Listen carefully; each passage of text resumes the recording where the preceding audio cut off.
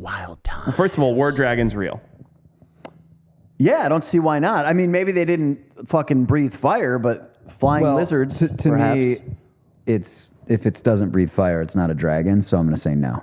So, all right, let me bring this back, rein this back in a second here. Throughout history, across all different unconnected cultures, Mayans, Romans, English, Greek, Chinese, Southern African, Northern Africa, all these different cultures, they all have paintings, pictures, depictions of large lizards with wings. Okay. Now, whether or not they were fire-breathing, untold. But how did the Mayans and the Romans in the same time period draw dragons without any relation whatsoever? Okay, so now here's the theory, right? And I read this somewhere, and I told it to Joe on this, and it's been going viral. Like birds, in order for an animal that large to fly, it would have had to have had hollow bones. So Kyle, pull up a picture of bird bones. Just type in like bird hollow bones or bird sponge bones. So birds have, if you ever look, like if you ever bite through a chicken wing or a thing, it's all these spongy air pockets and their bones look like that. Right. Well, if in order for these dragons to fly, their bones and be the size that they were depicted as, their bones would have had to be incredibly, incredibly light. Thus, they would have been these hollow bird bones, which don't fossilize for the most part because they break down so easily. Interesting. So there's this whole idea that I explained with Joe, where it's like they could have been here. All these cultures said they were here at the same time period that were completely unconnected, that all drew basically the same thing. Yeah. But you'd never have fossil evidence of it because their bones would have been too light and airy and they would have just decomposed. Not only do I think it's interesting, I'm 100% convinced there are dragons. That's all it took. That is all it took. This parallels the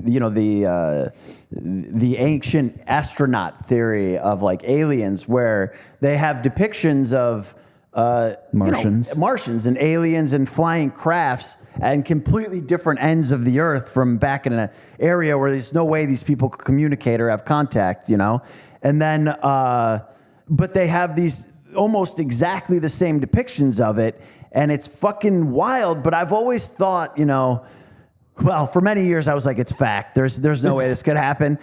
But then I started, as I became older, I was like, isn't it possible that just humans have kind of this weird archetype in their heads where they draw this as like artwork that doesn't, because we do it today. You create art that doesn't really exist. It's just like a crazy dragon or whatever. Right. But what is the likelihood of that being coincidental across all cultures without connection?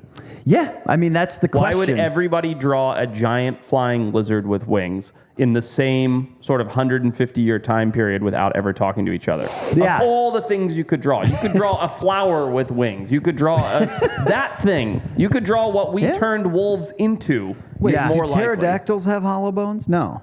No, they didn't. And maybe they did. I don't know. Kyle, look that up. Did pterodactyls have hollow bones? Look, we spelled pterodactyl correctly. I know. I do that wrong every single time. Another quick question before he pulls it up. I like that the third Google search is, did pterodactyls go extinct? Wait, so did pterodactyls have feathers, or was it just like dinosaur skin as we traditionally know it? Like they like most dinosaurs, they had small. I'm going to get lit up for saying any of this because I don't know what I'm talking about. But I'm pretty sure, like most dinosaurs, they did have small amounts of. Disclaimer: you're not a dinosaur expert. Correct. So. But hold on, I want to go back to something if we can. Well, just real quickly, pterodactyls. The wing bones were hollow. There were hollow tubes. The walls of the bones no thicker than a playing card. Wow, that's crazy. That is fucking nuts. And how big were they? The bird. Dude, some of the largest pterosaurs were massive. I've been watching that Prehistoric Planet over and over. I don't remember the name of the largest pterosaur, but it's like 30 feet wingspan. Wild times. So if you want more behind the scenes stuff that we cannot show on YouTube, Darwin Awards, video breakdowns and reviews, check out the Patreon. It's full of hours and hours of incredible exclusive content, stuff that you guys are gonna love. Swipe up, click the link, do the thing. Come and hang out on Patreon. See you guys there.